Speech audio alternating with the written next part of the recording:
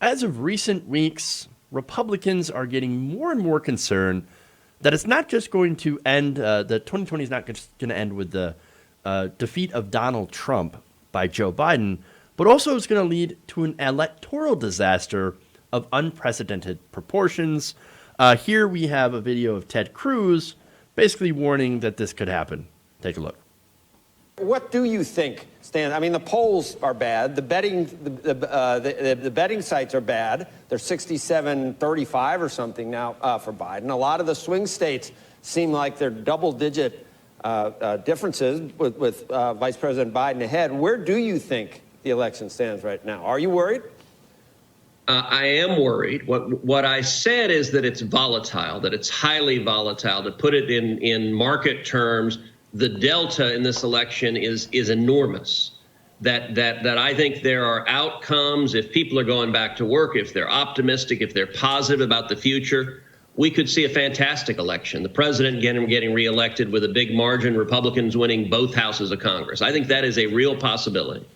But I also think if on election day people are angry and they've given up hope and they're depressed, which is what Pelosi and Schumer want them to be, I think it could be a terrible election. I think we could lose the White House and both houses of Congress, that it could be a bloodbath of Watergate proportions. And I don't recall an election in my lifetime where the delta, the spread between those two was as dramatic as it is. And it makes this a very uncertain election.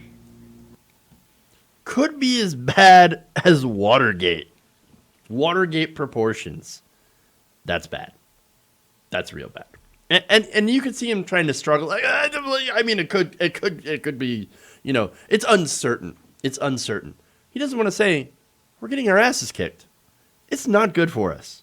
And look, Ted Cruz, I know it's Ted Cruz, but understand he's not an idiot, at least not when it comes to retaining his own power. In fact, none of these Republicans are really all that stupid when it comes to being able to retain power. In fact, they tend to count on you being stupid, the voter. They're actually really smart when it comes to trying to retain their own power, except, of course, for Donald Trump, who actually is a bona fide idiot.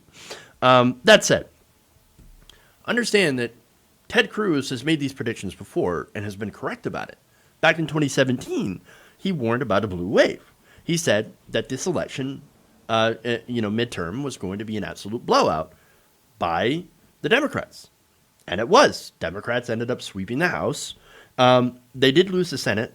They didn't gain the Senate because there weren't a lot of traditionally red seats that were really up for grabs. In this case, 2020, that's different. So they had actually taken the Senate back in 2014 during their own red wave. And so when the midterm came up, well, a lot of the seats that were being defended were actually, Democratic seats. And so they weren't on the defense as much as they are this time in 2020. And so it's actually looking pretty bad. And Donald Trump himself is a disaster. And it could be that he is bringing down the Senate, a lot of these Republican races, with him. In fact, a new article in Huffington Post says Republicans are really concerned about these potential losses. In fact, a top GOP operative, they write, charged with keeping control of the Senate, acknowledged the difficult political environment and said large donations from major Republican donors, i.e., Sheldon Adelson, their billionaire daddies, were the only things keeping races competitive. Quote, the political environment is as tough as I've ever seen it. We have Republican-held seats under siege, and Democrat candidates have a huge financial edge, says Stephen Law, president of the GOP Senate Leadership Fund. That, of course, that fund is a Mitch McConnell-aligned group. Now, Mitch McConnell, he's one of the people that are not under threat because Amy McGrath is an absolute disaster. That said, it is Kentucky, and for that race, I think Charles Booker actually would have had a better chance than Amy McGrath, but we're never going to know because the establishment crushed Booker. That said, we have other races in other places that are getting quite close. For example, you've got Suzanne Collins. Suzanne Collins is being challenged by Sarah Gideon.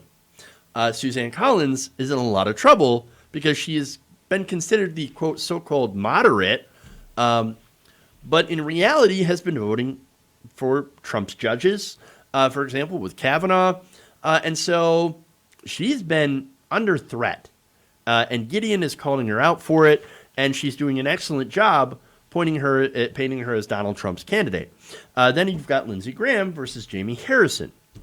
Jamie Harrison has raised a ton of money in this race. He could legitimately knock off Lindsey Graham. Gone. The Republican majority is in trouble. There are other races around the country as well. And look, here's the thing that changed the entire metric. For years, we've had Donald Trump, who's been an absolute disaster, but has basically been getting away with it because, well, hey, at least we had a decent economy, right? Yeah, scandal after scandal, whatever. Economy, good. All right, good enough. Well, now, coronavirus, not good. Threw the economy in complete disarray. And so that has led people to think, well, I think, Democrats might actually do a better job on the economy. Which, again, it's amazing that there's the perception that Republicans are good with economics when they're not. Because every time they get into office, they blow up the debt, they blow up the economy, and leave a mess for Democrats to clean up, a recession. And they do so by, all they do is go and cut taxes for the rich. Democrats also go and cut taxes for the rich, but not that much. So you're left with a complete and utter disaster. And, of course, Democrats actually have to go and play austerity later on, which pisses people off. And then they vote Republicans because they can get the tax cuts. But anyway, so there's that. But coronavirus, as I said, has thrown everything into disarray. Even more so, I mean, look, we've already had an insane last couple of years.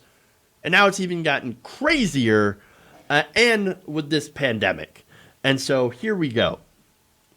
They're worried that this virus, and understandably, the response to this virus, Republican staffers are very, very concerned, and politicians, that this is be the thing that destroys not only Donald Trump's presidency, but also their control of the House and Senate.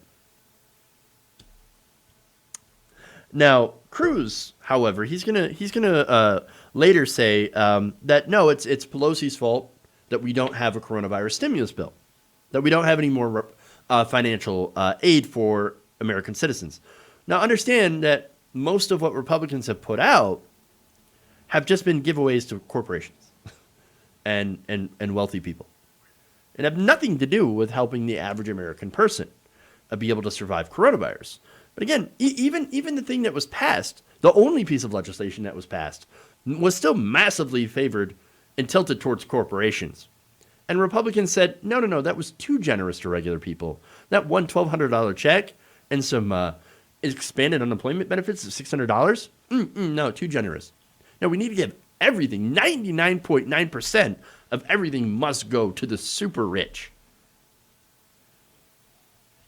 And that's it. We're not going to help the states. We're not going to do any of the things that we need to do.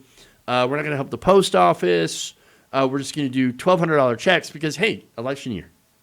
And that's, of course, what Donald Trump comes out and says he wants to do. Hey, let's give more $1,200 checks. And then it's Nancy Pelosi's fault for not sending them out.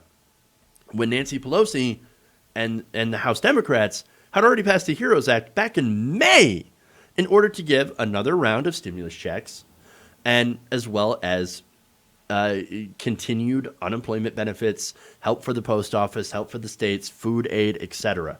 And by the way, Republicans finally have made a counterproposal of about $1.8 trillion. In fact, this is according to CNBC. The White House will increase its coronavirus stimulus offer to $1.8 trillion, about $400 billion less than the $2.2 trillion bill Democrats previously passed. Now, there's not a lot of detail of what's in that offer yet, but they're going to do, again, likely another round of $1,200 stimulus checks. They're sticking with offering a $400 additional unemployment benefit, as well as, well, actually, we don't really know what else. Really. I mean, there are some disagreements, of course, again, over the unemployment. Democrats say, no, we need the $600. And that's our final offer. And then another sticking point apparently has to do with food aid for people who are out of work and cannot feed their families. So, look, I actually think that they should come to an agreement. We need an agreement, even if it's a piecemeal. Now, there's, of course, issues with piecemeal, not being able to address the major problems, but understand that neither side really has or is willing to put forward what's necessary to deal with this crisis. Now, you have Democrats, the progressive Democrats, that are saying, no, we need to have a $2,500 retroactive UBI until the end of this crisis. We need to have free health care. We need to do a moratorium on rents and mortgages.